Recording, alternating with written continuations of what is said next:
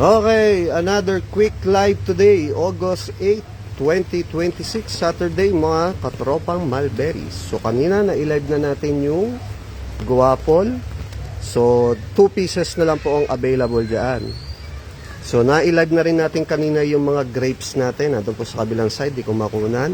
So ngayon nilalive naman natin yung available natin na Mulberries, mga premium variety. And meron tayong Illinois. So, ang available natin ngayon na pang-releasing po na White Himalayan Mulberry. Yan. Yan si White Himalayan Mulberry. Sa magkakagusto, leave the messages na lang po. PM na lang po kayo sa ating messenger.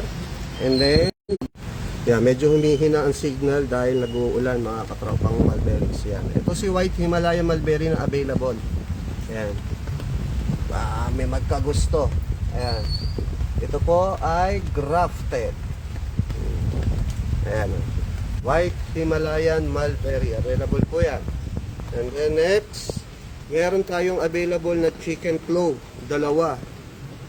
Ito po yung isang chicken claw mulberry natin. Mga nasa, ilang feet ba ito? Hindi marunong tumansya ko ilang feet. 8 feet siguro ito. Ayan. Grafted din. Tapos merong isang malaki na. Ito. Yung ating cellphone, uulan kasi iba siya ng destination yan ulit. So ito yung sa nating chicken claw naman. Ayan, malaki na rin. Malaki na pala to si chicken claw natin. Legit na legit, dahon pa lang, unique na unique. Paan na lang ng manok, kamukha ng paan manok. Ayan, nasa 6 feet yung chicken claw, dalawa po yan. And then, meron din tayo ditong Red Himalayan Mulberry. Ay, nahirapan tayo. Dalawa lang talaga ang ating kamay. Maging alien na tayo. Wala tayong taga-video eh. Ito. Ayan, yung dalawa, hindi ko na madukot. Ayan, dalawa yan. Red Himalayan Mulberry. Ayan, available tayo. Red Himalayan Mulberry, dalawa. Tapos isang Austerky. Austerky yan. Yun. Hindi natin madukot eh. Natatakpan ng mga dahon ng mga Illinois. Yan. Yan. Tapos yung nakita nyo makapal na yan, nasa white na timba. Ano yan? Mga Illinois Mulberry. Yan.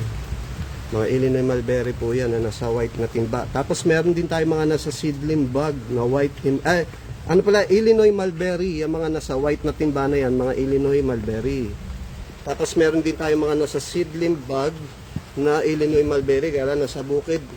Nahirapan na pumunta sa bukid, pala yung ulan. Tapos, yun nga, ito si chicken claw. Nasa 6 feet. Chicken claw, 6 feet. At saka isang 3 feet. Tapos yung isang Austerky na 3 feet. Tapos ito, 4 feet nata to, si White Himalayan Mulberry.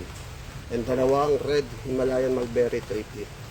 So yan yung ating mga available na mulberries na pang-releasing. At sa mga Illinois Mulberry, 1, 2, 3, 4, 5, 6, 7. Ito yung nasa bonsai na bonsai type na Illinois Mulberry, nasa white container. Tapos yung mga nasa seedling bag na Illinois Mulberry, nasa bukid. Yan, mas mababa naman ang presyo nyo, mga nasa 200 pieces po ang available nyo. Kaya kung sa magkakagusto, PM na po kayo, nationwide delivery ho tayo. Ayan. So, ito na yung pangatlong quick live natin. Yung kanina na quick live tayo sa newly harvest na guwapol. Marco Ted, 2 pieces na lang available dyan. Dalawang maliit na lang po yung available. Kaya kung sa magkagusto, PM na. Tapos ito yung mulberries natin. Tsaka yung kanina sa mga premium varieties natin ng grapes. So yun lang po mga katropa ubas. So damay na rin natin ito si dragon fruit. Andito pa si dragon fruit natin sa magkakagusto. Kulay red and kulay dilaw po yan. 50 each na lang po. Yan, sinabi ko na presyo, 50 each, isang ganyan, isang peraso. Yan, mga upat-upat na yan. So yun lang po. Tapos ito pa yung ating native na jujube apple. Ilalive ko to eh. Mag-graft tayo dito eh. So hindi pa natin maasikaso. Grafting yung gagawin natin, rootstock yan ang paibaw natin. So ilan po mga katropang mulberries, kagwapol and grapes. So PM na, nationwide delivery po tayo. Salamat.